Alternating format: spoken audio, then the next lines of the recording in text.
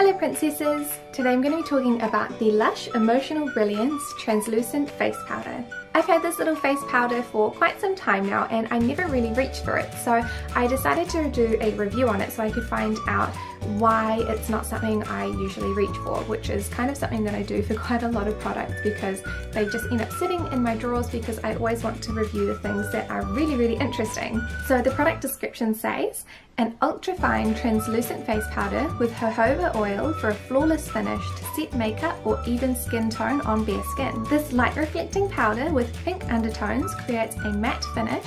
You don't have to sacrifice moisture to be shine free. We've used lots of softening jojoba oil to nourish the skin and protect it from the elements. Brush lightly and evenly across the face in outward strokes. This translucent face powder comes packaged in a small jar with no sifter. This is frustrating for a couple of reasons. The jar is too small to dip a face brush in and the lid is too small to distribute the powder evenly on my brush. The formula of the powder is a little lumpy, so it would be quite helpful if it did have a sifter. The powder isn't actually translucent as the packaging says, it has a faint pale pink tint like the description says. This makes it look a little bit funny on my skin because I have very yellow toned skin. It does change the colour of my foundation ever so slightly. It also smells quite funny and it's not something that I can really tell you what it smells like. But it's not really a pleasant smell. So for a comparison, I set the left side of my face with my Missha powder as normal. Since I use the Missha powder every day, I know how it works with my skin and I know what to expect in terms of oiliness. And then I set the right side of my face with the LUSH powder. I found it quite difficult to set my foundation using the LUSH powder as it is very difficult to evenly distribute the powder across the brush. This did result in some patches of my skin being over powdered and some that weren't powdered at all.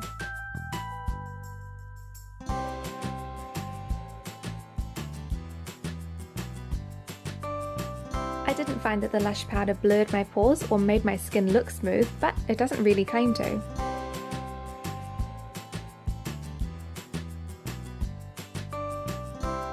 After 6 hours, the Missha powder looks substantially better than the LUSH powder. I found that the LUSH powder had little to no oil control, so it would not be suitable for princesses that have oily skin. Because my skin is a little bit oily, I found that my mascara rubbed off underneath my eyes much more on the LUSH side. I can also see a big difference in skin texture between the LUSH powder and the Missha powder, and the LUSH powder definitely does not look as good.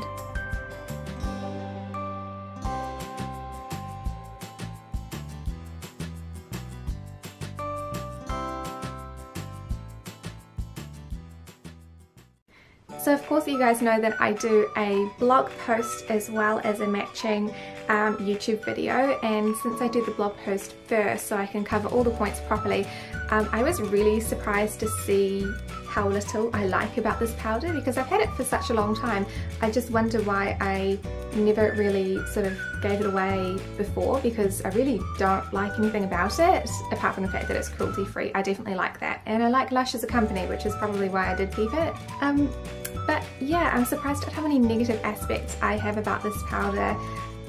It's not in the fail pile because I can still see a use for it, but it's not a product for me.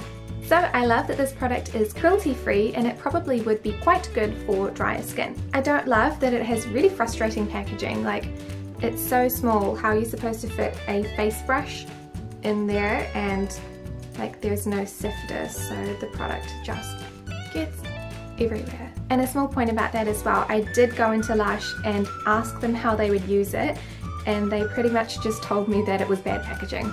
The pink tint does change the colour of my foundation slightly. I don't think it's that it's reflecting light, but because my foundation is so very yellow toned, I just don't think that a pink powder is something that is really meant to go on my face personally. There is little to no oil control in this product, which is something that I personally definitely look for in a setting powder, and it smells awful, like to the point where I went into the LUSH store to smell their powder to make sure that it actually smelled the same as mine, because mine is a little bit old, but because it's mostly composed of talc and mica, it's probably not going to actually go off.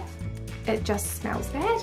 This is definitely not the powder for me, but if you have drier skin and you're really wanting to use cruelty-free makeup, then I would definitely suggest giving this one a go. I also think that if you depotted it into a larger jar, you would have a lot more luck with it, because the biggest flaw for me is, of course, the packaging size and the way that it is packaged. It's just not appropriate, I think, for a face powder. It also didn't control my oils, so it's just not the right powder for me. So I would recommend the LUSH Emotional Brilliance Translucent Face Powder to any princesses who are wanting to use cruelty-free makeup and have slightly drier skin. Thank you so much for watching this review, and I'll see you next time.